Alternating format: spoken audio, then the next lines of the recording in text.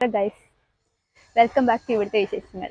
ഇന്ന് ചുമ്മാ നമുക്ക് നമ്മുടെ പറമ്പിൽ എന്തൊക്കെ ഫ്രൂട്ട്സ് ഉണ്ടെന്ന് കണ്ടാലോ. ഒത്തിരി ഒന്നുമില്ല കേട്ടോ, കുറച്ച്. അപ്പം ഇത് മെയിനായിട്ട് ഒരു പർപ്പസ് ഉണ്ട്. ഇത് നല്ല പുളിയുള്ള ചാമ്പങ്ങയാണ് കേട്ടോ, നല്ല പുളിയുള്ള ചാമ്പങ്ങ. ഇനി ഞാൻ വേറൊരാളെ കാണിച്ചു തരാം. എല്ലാവർക്കും അറിയാവുന്ന പോലെ മിറക്കിൾ ഫ്രൂട്ട് ആണേ. സോ ഇന്നൊരു ട്രയലാണ്. ഈ മിറക്കിൾ ഫ്രൂട്ട് കഴിച്ചിട്ട് ഈ പുളിയുള്ള ചാമ്പങ്ങ കഴിച്ചാൽ എങ്ങനെ ഇരിക്കും നോക്കിയാലോ. ഞാൻ ഒരെണ്ണം പൊട്ടിക്കുവാണേ.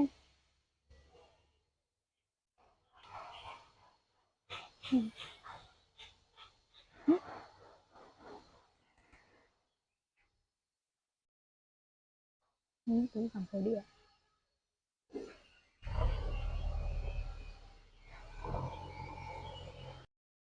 കാര്യം പറഞ്ഞാൽ ഞാൻ ഒരുപാട് പേരുടെ റിവ്യൂ കേട്ടിട്ടുണ്ടെങ്കിലും ഇത്രയ്ക്ക് ഞാൻ ഒരിക്കലും വിചാരിച്ചില്ല. കാരണം അത്രയും പുളിയുള്ള ചാമ്പയ്ക്കായിരുന്നു കേട്ടോ അത്. പക്ഷെ എനിക്ക് വിശ്വസിക്കാൻ പറ്റില്ല നാവിലെ ആ മധുരം.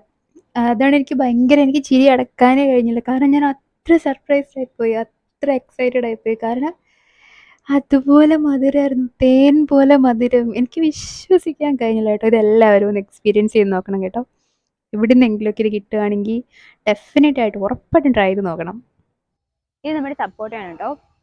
ഇത് വെച്ചിട്ട് ഒത്തിരി നാളൊന്നും ആയിട്ടില്ല. എന്ന് പറഞ്ഞാൽ ഒരു 2 വർഷമായേ. പക്ഷേ ഇതുണ്ടോ, ഇത് നിറച്ചുണ്ട്. പക്ഷേ നമുക്കിത് നമ്മൾ പറിച്ച് വെച്ച് പഴുപ്പിക്കണം, എന്നാലേ കിട്ടത്തുള്ളൂ. അല്ലെങ്കിൽ ഇല്ലേ വവ്വാല് കൊണ്ടുപോകും. നമുക്ക് കുറച്ചേ കിട്ടത്തുള്ളൂ. അതുകൊണ്ട് ഞങ്ങൾ ശരിക്കും പറഞ്ഞാൽ മൂത്ത് കഴിയുമ്പോഴത്തേക്കും പറിച്ച് വെക്കും.